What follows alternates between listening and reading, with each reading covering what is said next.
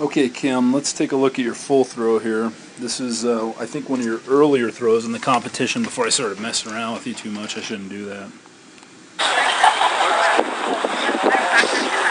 Oh. You moved through that one still very good tempo-wise. Or not tempo-wise, but it's still a very natural turn for you coming through the ring, and I like that part of it.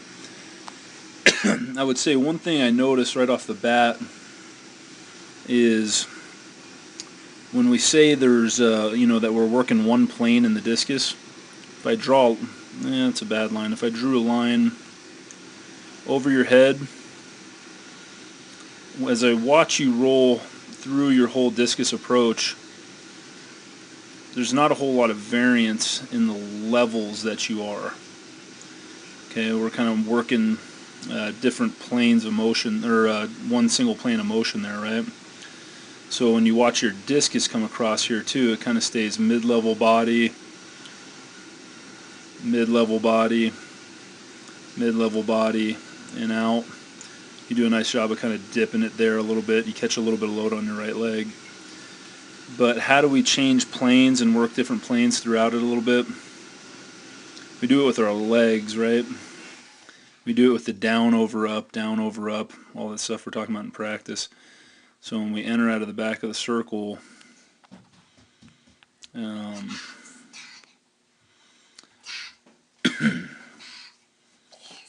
we enter out of the back of the circle, we want to make sure we have a little bit more bend on that knee right there.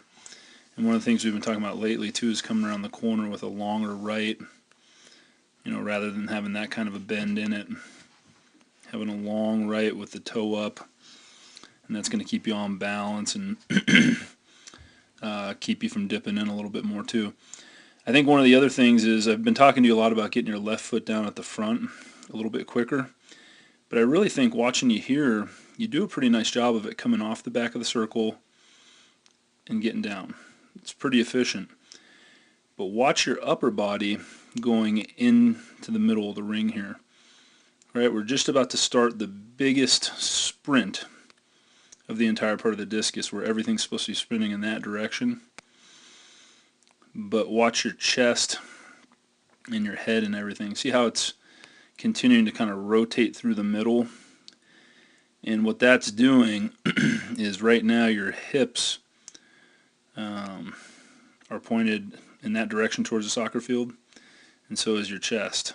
So there's really no separation happening. That disc is staying right over here by your right hip and not really far enough behind it, so it's kind of an over rotation a little bit. That's the part of it where I was trying to tell you to throw your chest to the sky and kind of present your chest to the sector area there to kind of delay your rotation a little bit.